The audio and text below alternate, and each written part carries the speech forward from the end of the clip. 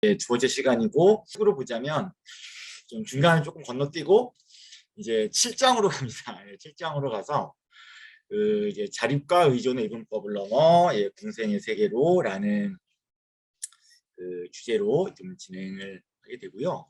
정립에서 자립으로, 자립을 넘어 다시 연립으로, 이게 이제 오늘 강의 이제 부제인데요. 이 부제에 나와 있는 이제 세 개의 단어가 이제 정립, 자립, 연립. 이 단어를 보시면 이게 다 립자로 끝나죠, 그죠? 일단은 이 부제나 용어를 가지고 조금 잠깐 말씀을 좀 들어보면요. 우선 이제 정립이라는 단어는 과거에 우리 한국 사회의 어떤 장애 담론이나 패러다임을 지배하고 있었던 핵심적인 키워드라고 하면 그게 바로 재활이잖아요, 그죠? 예, 재활. 예. 그러니까 이 정립이라는 단어는 어떻게 보면 그 재활이라고 하는 거를 조금 제가 이제 다른 방식으로 좀 표상을 해본 것, 이렇게 좀 생각할 수 있겠습니다. 그러니까 결국 이건 재활을 얘기하는 거예요. 정립이라는 단어는. 그 다음에 이제 자립이라는 단어는 장애인들이 현장 운동으로 시작된 것이지만 지금은 뭐 우리 한국 사회의 어떤 장애 패러다임 전반을 좀 규정짓는, 물론 여전히 재활이라고 하는 것이 강력한 어떤 뭐랄까요, 포션을 갖고 있지만, 굳건한 어떤 자기 지분이 있지만, 그럼에도 불구하고 이 자립이라고 하는 게 현재는 가장 좀 중심적인 어떤 축이라고 할 수 있겠죠. 그럼 이제 연립은 뭐냐? 이 국어사전에 어떻게 뜻풀이가 되어 있냐면 함께 어울려서 이렇게 이제 뜻풀이가 되어 있죠. 이제 연립은 사실 이건 뭘 얘기하려고 했던 거냐면, 우리가 얘기하는 어떤 자립이라고 하는 게 제가 이제 이후에 강의 속에서 얘기가 되겠지만 조금 오해되고 있는 측면이 있는 것 같더라, 제가 보기에. 그러니까 이 자립이라고 하는 게 어떤 뭐 홀로서기, 뭐 약간 이런 어떤 의미를 갖게 될 텐데, 스스로 선다, 홀로 선다. 근데 이제 그러다 보니까 이런 자립과 어떤 의존이라는 관계가 좀 오해되는 측면이 있는 것 같더라. 제가 이런 생각을 좀 하게 된 거죠. 자, 그래서 이 연립은 뭐 어떻게 보면 이 현재의 자립이라고 하는 현재의 운동이자 어떤 이 패러다임이 한 단계 조금 더 쇄신된다 라고 했을 때 그거를 좀 이런 식으로 표현해 볼 수 있지 않을까 라고 제가 조금 이제 생각을 해서 이걸 하나의 좀 개념처럼 이제 가져와 본 겁니다. 결국 오늘의 강의는 정립은 어떤 한국 사회 장애 담론이나 패러다임의 과거였다면 이제 자립이 현재겠죠. 그러고 보면 연립은 뭐 어떤 좀 미래를 지향하는, 좀 미래에 우리가 조금 추구해 볼 수 있는 어떤 그런 가치가 아닐까라는 생각에서 이제 제가 가져와 본 것이고, 그렇게 어떤, 그래서 오늘 얘기는 좀 장애 담론, 장애 복지, 뭐 장애 정책의 과거와 현재와 미래까지를 한번 우리가 같이 얘기해 보는 이런 내용이다, 이렇게 생각해 주시면 될 것 같습니다. 자, 그럼 이제 하나하나씩 정립, 자립, 연립 하나씩 해봐야 될 텐데, 이제 우선 이제 정립은 서구 사회에서도요, 이 장애 정책이라고 하는 것이 본격화된 거는 사실은 양차 세계대전을 이제 거치면서라고 할 수가 있습니다. 자, 그렇다면 장애인은 왜 그와 같은 이제 재활의 대상이 되었나? 그러니까 장애 정책이나 장애 담론의 패러다임에서 왜 재활이라는 것이 그렇게 중심적인 지위를 가졌나? 자, 여기에 대한 우리가 좀 답을 찾아보려면 사실 우리가 조금 어디로 이렇게 거슬러 볼 필요가 좀 있냐면요. 장애인이라고 하는 범주는 인간 사회에서 200년 전쯤, 이 근대 사회의 전환기에 처음 만들어진 거다. 그때 등장했다라는 말씀을 드렸는데, 바로 그 시점으로 우리가 좀 거슬러 올라가 봐야 왜 이 재활이라고 하는 것이 이런 장애 정책에서 중심이 되었나를 우리가 조금 근본적으로 확인할 수가 있습니다. 자, 여러분, 이제 그 200년 전의 시점이라고 하는 건 어떤 거냐면은 이제 근대 사회라고 하는 건 결국 이제 자본주의 사회이고 산업 사회라고 할 수가 있죠. 그 이전 사회는 이제 전 자본주의 사회, 뭐 이렇게 우리가 이제 얘기를 할 수가 있을 겁니다. 그리고 이제 전자본주의 사회는 이제 1차 산업이 중심이 되는, 뭐 크게 보면 이제 농업 중심의 이제 사회였죠. 그래서 이제 200년 전에 이런 전 자본주의 사회, 농업 사회에서 산업 자본주의 사회로 이행을 하게 되는데, 우리 인간 사회가 큰 틀에서 보면 이렇게 사회의 어떤 형태가 변하는 과정에서 이렇게 새롭게 이제 등장하는 근대 사회 혹은 자본주의 사회를 잘 자리를 잡게 하기 위해서 국가가 크게 했던 일이 한 두 가지 일이 있었다라고 볼 수가 있어요. 첫 번째는 여러분 이제 농업사에서 사람들이 이제 그렇게 계속 농사를 짓고만 살게 되면 농토에 정착을 해서 산업사회는 사실은 이제 공장에서 물건을 만들어서 그걸 팔고 이렇게 경제가 돌아가야 되는데 이 새로운 경제 시스템이 잘 돌아갈 수가 없잖아요. 그래서 사실은 이제 그 시기에 국가가 했던 첫 번째 일은 바로 사람들을 이 토지에서 밀어내는 일이었습니다. 네. 자, 근데 이제 이런 일이 진행되는 과정에서 동시에 어떤 일이 또 진행이 되게 되냐면, 자, 이렇게 이제 토지에서 밀어낸 사람들을 다시 어디론가 이제 밀어넣는 이런 과정이 이루어지게 됩니다. 예, 밀어넣기죠. 예. 여러분 이제 밀어넣는다라고 하면 이건 어디일까요? 예, 예. 그럼 바로 이제 새로운 어떤 이제 노동의 공간, 이제 공장으로 사람들이 밀어넣으려고 했겠죠. 그죠? 예. 이 사람들을 토지를 쫓아내는 과정은 이게 이제 물리력을 가지고 진행을 하면 어느 정도 이제 수월하게 진행이 됐는데, 이 두 번째 사람들을 공장으로 밀어넣는 과정이 이게 그렇게 쉬운 일이 아니었다는 거예요. 공장에서 일을 한다? 이런 거는 어느 정도의 자발성이 함께 가지 않으면 이게 억지로는 안 되는 거잖아요. 그죠? 근데 사람들이 실제로 토지에 쫓겨난 사람들이 이 공장에 잘 들어가려고 하지 않았다는 거예요. 그건 왜 그러냐면, 그러니까 그런 어떤 새로운 노동 공간의 어떤 규율, 속도, 리듬, 시스템 이런 것에 내 몸이 도대체 적응이 안 되니까 이 공장으로 잘 가려고 하지 않았다는 겁니다. 어디론가에서도 쫓겨난 사람들이 어디론가 들어가질 않으니 이 사람들이 사실 그래서 거리에 다 불황자가 되게 돼요. 예. 그래서 근대 사회를 이행기는 이 엄청난 숫자의 이 불황자가 발생하는 이런 시기이기도 합니다.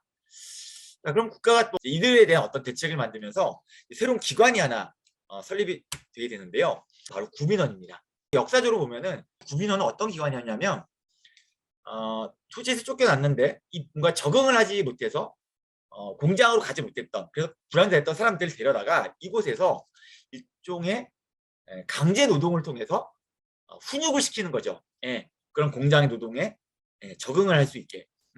그렇게 일종의 뭐 때로는 어르고 때로는 달래고 때로는 뭐 폭력도 행사가 됐겠죠. 운영을 하다 보니까 이 구민원을 운영하던 사람들의 눈에 이곳에 흘러 들어오는 그 불황인들이 좀 다르게 보이기 시작한 겁니다. 어떤 사람들은 이들이 좀 나태하고 게을러서 일을 안 하는 거야. 그러니까 이들은 잘 훈육을 시키면 돼. 예. 그런 사람들이 있는 반면에 어떤 사람들은 저들의 몸 자체가 우리가 새롭게 만든 저 공장이라고 하는 새로운 노동 공간과는 잘 맞아 보이지 않는 사람들이 눈에 띄기 시작한 거예요. 자, 그래서 어느 시점부터는 이 구빈원이 여기에 들어온 불황자들을 심사를 해서 두 개로 분류를 하기 시작합니다. 예. 분류를 해서 거의 딱지를 이렇게 붙이기 시작해요. 예. 하나는 더 에이블 바디드라는 딱지입니다. 구민원에 계속 남겨서 훈육을 시켜서 공장을 보낼 사람들에게 붙였던 딱지고요. 여기서 훈육을 시킬 필요가 없어라고 생각했던 사람들, 바로 여기 더 디세이블 바디드라는 딱지를 붙입니다. 그러니까 직역을 해보면 이건 뭐예요? 위에는 뭔가 할 수 있는 몸, 후자는 뭔가 할 수 없는 몸, 이런 뜻이죠. 자, 그때 이 뭔가 할 수 없는 몸이라고 하는 건 바로 이 자본주의적인 어떤 노동, 새로운 공장 시스템에서 노동을 할 수 없는 사람들이라는 사실 의미였던 거예요. 그래서 주로 여기에 포함됐던 사람들이 누구냐면 아동, 병자, 광인, 그다음에 뭐 당시엔 디펙티브라고 불렸던 사람들인데요. 디펙티브. 그러니까 오늘날의 말로 옮기면 뭐 심신결함자 이런 정도 뜻이 됐겠죠. 그리고 노약자. 이 구민원을 계속 훈육을 시킬 필요가 없으니까 이 아동은 학교로 가게 되죠. 그리고 이 나머지 이 부류에 속했던 사람들, 병자나 광인이나 심신결함자, 노약자, 이 사람들 별도의 격리 시설을 만들어서 그쪽으로 보내게 되는 거예요. 이 아동을 제외한 이 나머지 부류에 속한 사람들이 결국 우리가 오늘날 장애인이라고 부르는 사람들이고, 바로 이 더 디세이블 바디드라는 이 표현이 바로 인류 사회에서 최초로 만들어졌던 장애인이라는 바로 그 개념입니다. 어떻게 보면 이 시설이라고 하는 것의 기원, 바로 이제 이런 식의 역사를 갖게 되는 것이고요. 오늘날은 우리가 이제 장애인이라는 개념이 훨씬 더 이제 의료적인 개념 하에서 정리가 됐지만 원래 이 개념이 생길 당시에는 이것이 노동이라는 문제로 연관이 돼 있었다. 우리가 이런 것들을 또 확인을 해볼 수가 있고요.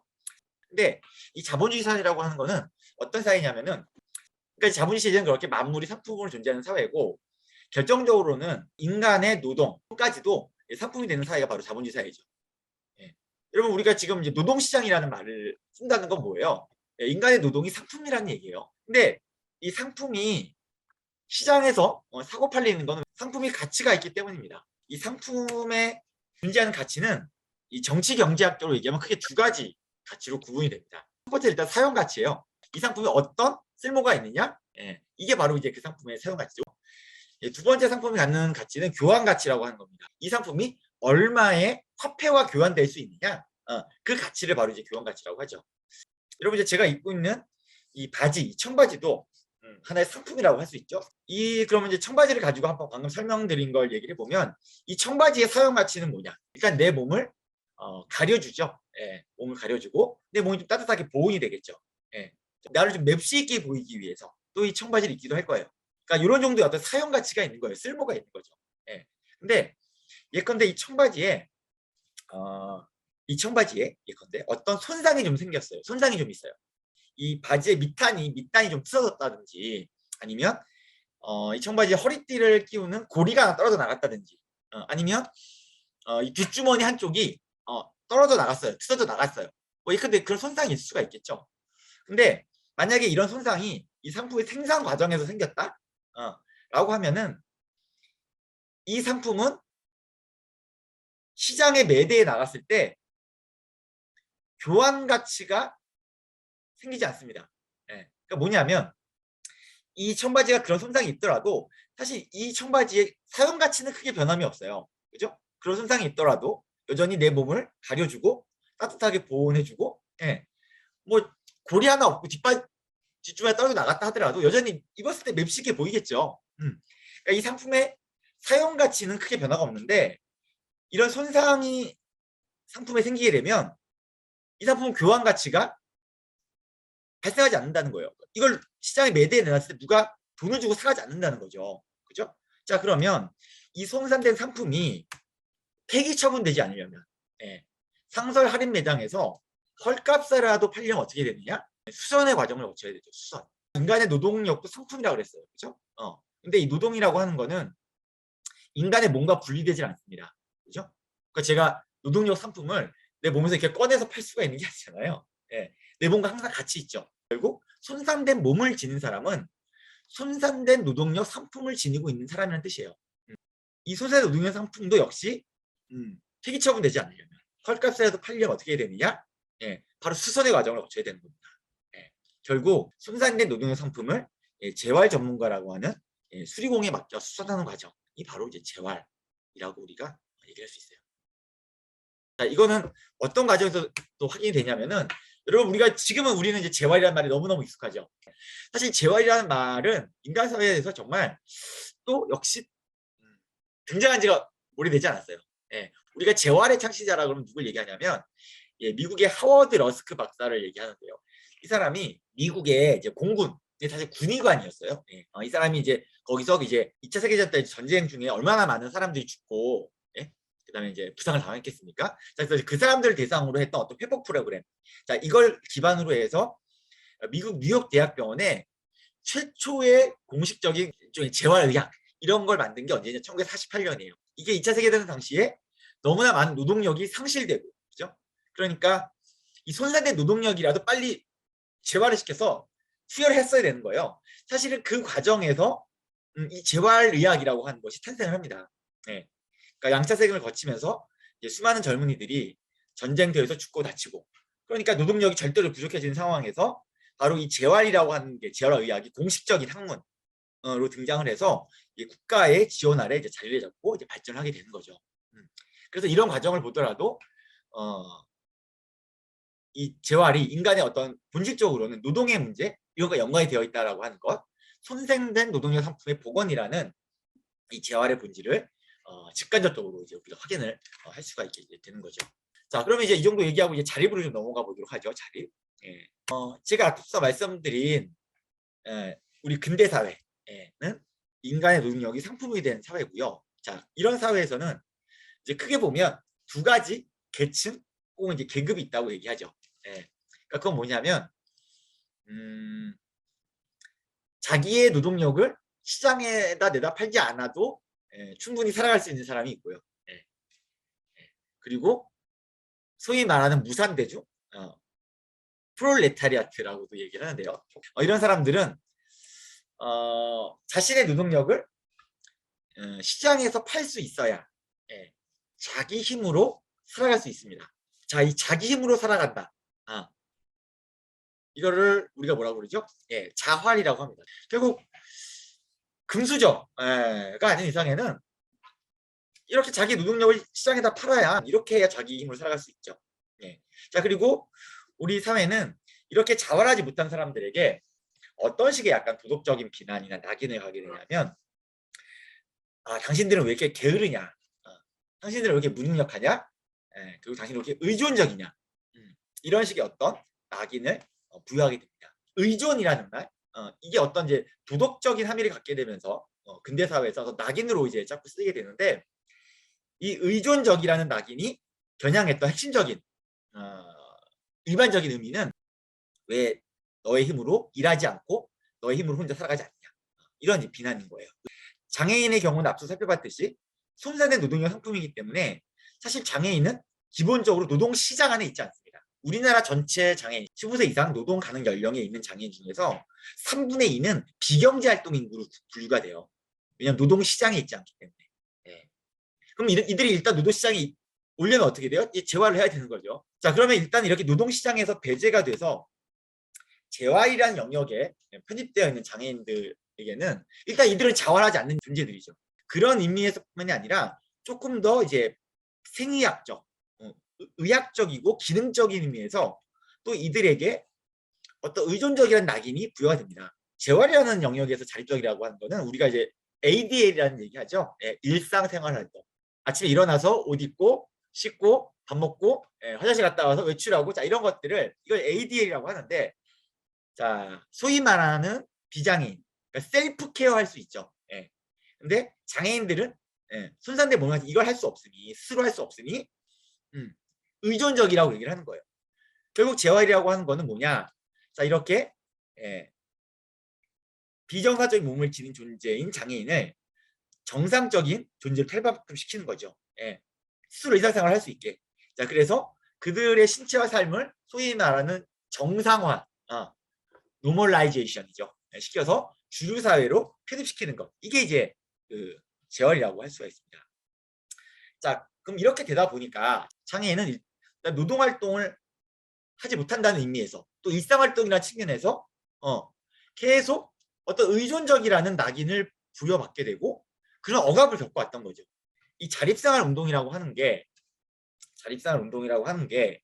1960년대 말에 북미에서 처음 시작이 되거든요. 근데 이 북미에서 시작된 자립생활 운동이 어떤 지역적인 이 운동이 아니라 로컬의 운동이 아니라 전 세계로 다 퍼져나가게 되죠. 왜 이 자립생활 운동이 전 세계로 이렇게 퍼져나가게 됐느냐? 그러니까 장애인들은 계속 이렇게 어떤 의존적이라는 낙인, 억압을 받아왔기 때문에 이들에게 이제 그 자립이라고 하는 것이 그렇게 가슴에 와닿는, 뭔가 꽂히는 이런 말이 됐던 것이고, 그것이 이제 지향이 됐던 거죠.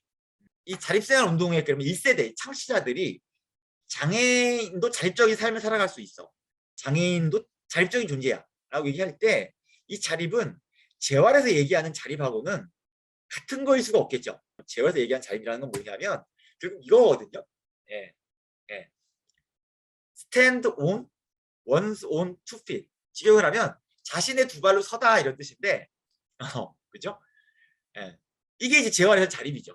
그러니까 정립, 바르게 선다, 자기의 두 발로. 이게 재활에서 얘기하는 자립이에요. 근데 장애인 자립생활 운동에서의 자립이 이런 의미일 리는 없잖아요. 그러면 자립생활 운동에서의 자립 개념은 뭐냐? 주디스 휴먼이라는 이분이 이제 자립을 뭐라고 얘기했느냐? 표준적인 몸을 조건으로 하지 않는 마음의 과정이다. 이 노멀 바디예요. 그걸 조건으로 하지 않는 마음의 과정이다, 이렇게 얘기합니다. 그건 결국은 자신의 삶을 스스로 통제하고 결정할 수 있는 것. 이걸 자립이라고 얘기하는 거죠. 예. 그러니까 재활에서 얘기하는 것처럼 셀프 케어를 혼자 하는 것, 일상생활 활동을 타인의 지원 없이 혼자 하는 것, 이게 자립이 아니라 자신의 삶을 스스로 통제하고 결정할 수 있는 것, 이런 삶, 이게 바로 이제 자립이다, 이렇게 얘기를 하게 됩니다. 자립성 운동에서 얘기하는 자립성이라고 하는 거는 뭐예요? 자기 결정권을 행사하면서 보장받으며 살아가는 삶, 그게 자립생활인 겁니다. 자, 이제 연립에 대해서 좀 얘기를 좀 해보면요. 제가 좀 요 얘기를 가지고 좀 시작을 해보려고 하는데요. 한자어 중에서는 개별 글자로 보면 좀 비슷한 뜻을 갖는 두 개 한자를 붙여서 하나의 단어를 만든 이런 단어들이 많이 있어요. 예컨대 그때 이제 고독이라는 단어는 보게 되면은 홀로 고자에다 홀로 독자죠. 네. 그러니까 사실은 이제 비슷한 뜻이 가진 단어가 합쳐져서 고독하다, 고독이라는 단어가 이제 만들어지는 거예요. 그죠? 그러니까 어쨌든 이제 고와 독은 비슷한 의미를 갖습니다. 근데 이 독자적이라는 말도 뭔가 스스로 한다, 뭐 이런 거죠. 독자적으로 수행한다, 뭐 혼자 한다, 뭐 이런 뜻인데, 이때 독과 자도 뉘앙스는 다르지만 비슷한 의미예요. 이 독이라는 단어와 자라는 단어도 독자적이다, 이제 이런 뜻을 갖게 되는 겁니다. 그러니까 결국 뭐냐면 고독하다 할 때 고와 독은 똑같진 않아요. 뉘앙스는 달라요. 그렇지만 유사한 뜻을 갖는 개념인 거고요.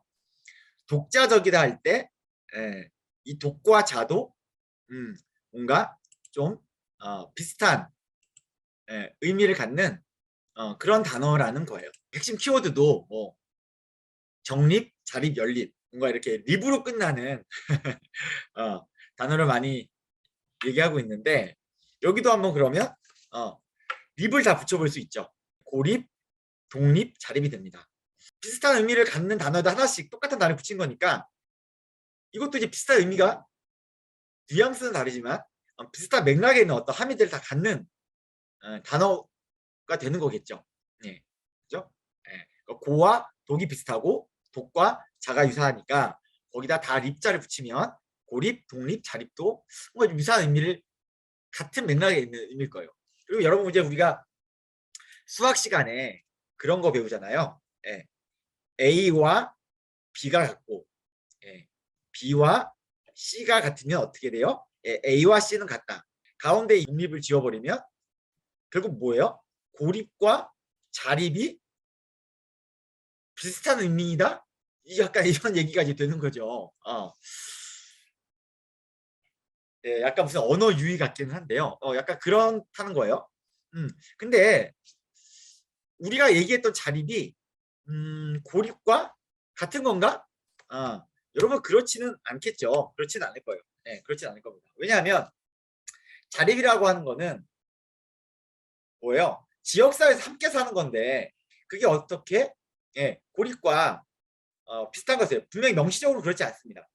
그러나 제가 아까 그 자립이라고 하는 것이 어떤 홀로서기 혹은 각자 도생 이런 것과 연결될 수 있는 맥락이 존재한다는 얘기를 잠깐 했었는데, 개인주의라는 그 어떤 이념 하에서 연결될 수 있다 이런 얘기 했는데, 이제 그렇게 될 때는 이것이 약간 고립과 연결되는 측면이 있다는 겁니다. 근데 연립이라고 하는 것들을 그래서 새로 얘기하게 되는 건 사실은 이제 어떤 맥락이 좀 있냐면요. 처음에 자립이라고 하는 것이 하나의 대중운동으로서 이렇게 시작이 될 때 주류 사회가 무슨 그딴 소리를 해 이런 식으로 얘기될 정도로 극단적인 개념이었죠. 근데 여러분 이제 이 자립생활 운동이 서구 사회에서도 마찬가지고 우리 사회에서도 점점 어떻게 돼요? 이제 성공을 좀 거두게 되면서 사실은 이 자립 개념이 점차 일반화되고 주류 사회가 이거를 받아 안게 되는 상황이 벌어지고 있죠. 예컨대 처음에 우리 사회에서는 장애인이 자립을 한다 이걸 이해하지도 못했고 받아들이지 않았어요. 자, 그러나 이제는 어때요?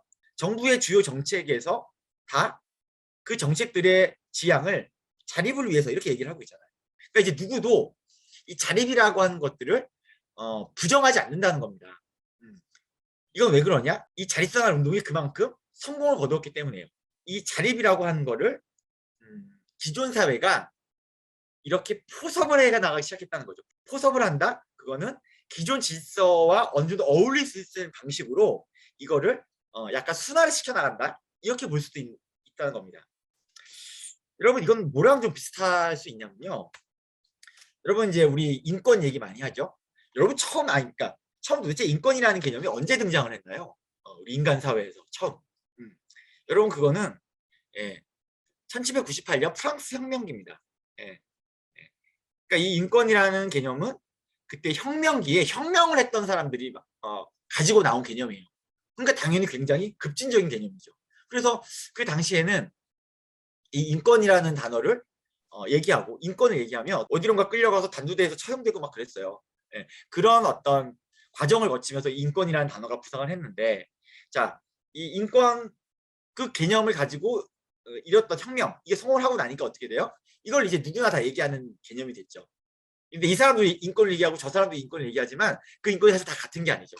그러니까 예컨대 그 근대 사회를 이끌어가는 새로운 지배계층이 되는 부르주아가 얘기했던 인권과, 그죠? 예. 그 다음에 그 당시에 무상계층이 얘기했던 인권은 사실 같은 인권이 아니었어요. 예, 이미. 그리고 그 당시에 남성들이 얘기했던 인권과 여성들이 얘기했던 인권은 또 같은 개념이 아니었죠. 예. 그리고 지금도 인권이라고 하는 것은 사실은 누구나 다 얘기하지만 같은 개념이 아니에요. 예. 자립생활이라고 하는 거를 이제 우리 한국 사회에서 자립생활 운동이 등장하고 이것이 처음에는 굉장히 급진적이었어요. 그죠? 그러다가 이것을 우리 사회에 누구나가 다 얘기하는 그 자립은 우리 모두가 자립을 얘기하고 있지만 사실은 조금은 다른 결의 자립이라고 하는 게 충분히 존재할 수 있다는 겁니다. 예컨대 우리 여러분 이제 여성운동, 페미니즘을 얘기할 때도 우리가 이렇게 얘기하잖아요. 예, 페미니즘이라고 다 같은 게 아니죠. 예, 그 안에는 서로 경합하는 복수의 페미니즘들이 존재한다고 얘기하잖아요. 이 잘살 운동에서 얘기하는 자립이라고 하는 것도 다 같은 게 아니고 여러 가지 경합하는 흐름이 존재할 수 있다. 이런 것인데 제가 말씀드리려고 하는 핵심은 자립살 운동에 얘기하는 자립이라고 하는 것은 한편에서는 이 개인주의를 바탕으로 해서 자본주의적인 의미에서의 자활 이것을 추구하는 이런 어떻게 보면 계열에 있는 자립이라고 하는 것이 있을 수 있습니다. 이걸 일단 1번이라고 여러분들 기억을 좀 해두세요. 이 1번의 어떤 자립의 흐름이 있을 수 있어요. 자립생활 운동의 가장 기본적인 구호가 뭐예요? 그게 지역사회에서 함께 살자죠. 근데 이제 이 구호를 보면은 여기에는 이 개인주의 자활과는 좀 다른 어떤 이념이라고 할까요? 어떤 지향이 사실은 들어가 있어요. 여러분 지역사회? 이걸 우리가 이제 커뮤니티라고 하는데요. 커뮤니티. 그죠? 예, 커뮤니티는 또 무슨 뜻이 있어요? 예, 공동체라는 뜻이 있습니다. 그러니까 이 커뮤니티에서 이 꼬민이라고 하는 게 결국 공동체라는 뜻이에요. 지역사회에서 함께 살자 이 구호에는 일종의 꼬민주의, 그러니까 일종의 이제 개인을 중시하는 게 아니라 우리 공동체를 중시하는 어떤 이념이 사실은 들어가 있다는 거예요. 그리고 함께 살자, 이거는 뭐예요? 공생이죠. 어떤 내가 각자 도생한다 이런 의미보다는 공생에 사실 가치가 있어요. 자, 그래서 이 자립생활 운동이라고 하는 것을 보면은 그 안에는 아주 명시적으로 구분되지 않을 수 있었지만 때로는 서로 연결되기도 하고 엉키기도 하고 때로는 이제 경쟁을 하게 하고 이랬겠지만 이런 크게 보면 두 가지 흐름이 좀 존재했다는 겁니다. 그리고 이런 두 가지 흐름에서 보게 되면은 자립생활 운동에서 얘기하는 핵심 원리가 있는데 이 핵심적인 원리 자체가 다르게 해석이 됩니다. 이 자립생활과 관련된 여러 가지 뭐 자료들을 좀 보시게 되면 거기서 굉장히 많이 나오는 단어 중에 하나가 바로 이 임파워먼트라는 단어입니다. 근데 이 임파워먼트라는 게 이제 아까 말씀드린 1번과 2번이 있을 수 있는데 흐름이 있을 수 있는데 자, 이 1번 흐름에서는 장애인 개인의 어떤 부족한 문제 해결 능력, 자립생활 기술, 혹은 실무 역량 이런 걸 강화하는 게 임파워먼트죠. 그러니까 흔히 자립생활센터에서 이런 교육을 하면서 역량 강화 교육이다 이런 말을 합니다. 그러니까 이거는 어떤 그 역량이 낮은 개인을 초점을 맞추는 거예요. 개인이 이제 문제 해결 능력이 부족하고 자립생활 기술이 아직 부족하고 뭔가 실무 역량이 부족하고 자 그런 것들을 강화시킬 때 개인 쪽을 강화시킬 때 역량 강화라는 표현을 쓰고요. 실제로 이제 현재 우리 한국 사회에서도 이 임파워먼트라는 단어가 주로는 어떻게 번역이 되냐면 이 역량 강화라는 말로 번역이 됩니다. 네. 자, 근데 인파워먼트라고 하는 게 이런 의미가 있느냐? 존 레논이 부른 노래 중에 파워 투 더 피플이라는 노래가 있습니다. 네. 대중에게 권력을, 인민에게 권력을, 이런 뜻입니다. 인파워먼트는 사실은 이 뜻이에요. 권력을 준다, 이런 뜻이죠. 권력을 준다. 네. 우리가 뭐 노동운동이나 여성운동 이럴 때 그런 말 하죠. 뭐 노동자 민중의 정치 세력화 혹은 뭐 여성의 정치 세력화, 이런 표현을 쓸 때가 있는데요. 권력을 갖고 있지 못하니까 권력을 만들어 나간다는 거예요. 그게 세력화인데요. 근데 여러분 그러면 제가 방금 썼던 표현에서 이 세력화라는 말을 영어로 옮길 때 바로 인파워먼트라는 말을 써요. 예. 실제로 인파워먼트에는 그런 세력화라는 뜻이 있습니다. 세력화. 예. 그러니까 사실은 2번의 맥락이에요. 이게. 예. 제가 아까 말씀드렸던 그 개인의 초점을 맞추는 게 아니라 우리 공동체 초점을 맞출 때는 장애인들이 우리 사회에서 비장애 중심 사회니까 앞서 시간에 많이 말씀드렸듯이 권력을 박탈당하고 있잖아요. 예. 그러니까 그들이 권력을 되찾아온다. 그래서 장애인과 비장애인이 평등한 권력 관계를 만들어 나간다.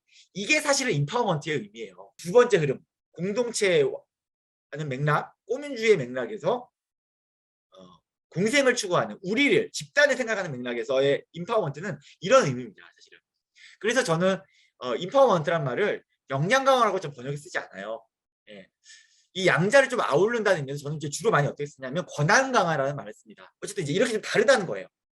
인파워먼트 의미가 1번의 맥락과 2번의 맥락에서는. 제인 버거라고 하는 그 농사회학자예요. 예, 주로 농을 연구한 역사학자입니다. 역사학자 이 사람이 8세기 후반과 19세기 초, 이게 바로 이제 한 200년 전이죠. 그러니까 바로 근대 사회를 전환기에 자립이 새롭게 정의가 되면서 의존의 의미 또한 바뀌었다는 겁니다. 그러니까 과거의 의존은 공동체, 커뮤니티가 존립할 수 있는 하나의 원동력이었어요. 그러니까 너와 내가 어떻게 하나의 우리로서 잘 의존할 수 있느냐. 이게 공동체의 존립을 가능한 원동력이었는데 자립의 의미가 변하면서 근대 사회에 이 의존이 이런 좋은 의미가 아니라 하나의 결함의 표지가 됐다는 거예요. 이런 변화가 있었다는 겁니다. 그러니까 과거에 근대사회 예전에는 자립과 의존이 이렇게 대립적인 개념 자체가 아니었다는 겁니다. 인간이란 존재가 자립한다는 게 도대체 무슨 의미냐. 우리가 이런 이제 생각을 좀 해볼 수 있는데요. 그걸 좀 저는 이 글자를 가지고 좀 얘기해 볼 수 있을 것 같아요. 그게 뭐냐면 다른 게 아니라 바로 이 글자입니다. 사람 인자예요. 그리고 뭐냐면 사람이 서 있는 모습이에요. 예, 사람이 서 있는 모습. 예. 근데 어떻게 서 있어요? 예. 홀로 서 있는 게 아니라 타인에 이렇게 의존해서 서 있죠. 예. 그러니까 이게 인간이 자립해 있는 모습이에요, 여러분. 타인에 의존해 서 있는 존재. 이게 바로 인간이라는 거죠. 예. 여러분 한번 생각을 해보세요. 여러분들도 저도 오늘 하루 아침에 일어나서 하루의 일상을 보냈을 거예요. 근데 여러분들도 저도 오늘 하루의 일상을 자립적으로 보냈다고 생각하실 겁니다. 자기 결정에 의해서. 내 오늘 하루의 삶이 가능하기 위해서 나는 나에게 필요한 모든 것을 나 스스로에게, 나 스스로 힘으로 다 만들어 왔는가? 그렇지가 전혀 않다는 거죠. 예컨대 제가 아침에 일어나서 씻고 옷을 입었어요. 근데 제가 지금 입고 있는 이 옷, 여러분 이거 제 스스로의 힘으로 제가 지어서 입고 나왔을까요? 제가 오늘 점심에 먹은 쌀과 반찬과 김치, 그거 다 제가 제 스스로의 힘으로 생산해낸 걸로 밥을 먹었어요. 그러니까 그 모든 게 다 제 스스로 한 게 아니라는 거예요. 제 일상 자체가 제 스스로의 힘으로 꾸려지고 있지 않다는 거죠. 그 많은 것들이 다 타인에게 의존해 있다는 겁니다. 이런 현실은요, 사실은 이게 근대 사회로 넘어오면 더 심해져요. 왜 그러냐면은 사실 정근대 사회에서는 사람들이 자기 삶에 필요한 걸 어느 정도 자급자족을 했어요. 정근대 사회에서 사람들이 어떻게 해요? 자기가 농사져서 자기가 먹을 걸 생산하고, 옷도 자기가 이렇게 바느질하고 뭐 이렇게 실도 찾고 해서 만들어 입고. 그래서 사실은 정근대 사람들은 그런 의미에서 만능인 일종의 제너럴리스트적인 성격이 있습니다. 제너럴리스트. 그러니까 이것저것 두루두루 했다는 거예요. 근데 근대인들은 더군다나 이렇게 분업화된 사회에서 살기 때문에 우리는 우리 인간의 삶에 필요한 것들 중 아주 특정한 일만 해요. 그러니까 우리는 뭐예요? 다 스페셜리스트예요. 일종의. 그러니까 나는 내 삶에 필요한 것도 특정한 일만 하니까 나머지는 다 어떻게 해요? 타인에게 의존해야죠. 그러니까 우리 그렇게 의존하고 살아갈 수밖에 없는 존재라는 겁니다. 타인 없이 나의 일상이 불가능하다는 거예요. 자, 그래서 우리는 이거를 깨달아야 된다는 겁니다. 내가 자립적인 삶을 살아간다는 건 결코 타인에게 의존하지 않는다는 얘기가 아니다. 예. 그건 누구나 우리는 타인에게 의존하면서 자립을 한다. 이거 서로 서의 조건이다라는 걸 우리가 이해할 필요가 있다. 예. 장애인들에게 사실 또 많이 가했던 낙인은 뭐예요? 또 장애인들은 너희는 비정상적이야. 이런 식의 어떤 낙인을 많이 부여받았죠. 예. 뭔가 장애인은 비정상적인 문제인 것처럼 이 사회가 얘기를 해왔어요. 예. 그럼 이제 여러분 비정상의 반대는 뭐예요? 정상이죠. 예. 이것도 A와 not A의 관계입니다. 그죠? 예, 에브라고 하는 이 접두사도 부정하는 개념이거든요. 그러니까 노멀리티와 에브노멀리티가 있는 거죠. 근데 한번 생각을 해보면 장애인 운동이 자 장애인들이 너희는 비정상적인 존재야라는 낙인을 주류 사회가 부여할 때 아니야 우리는 비정상이 아니야 우리도 정상적인 존재야 이렇게 얘기를 했냐면 사실 그렇지 않았거든요.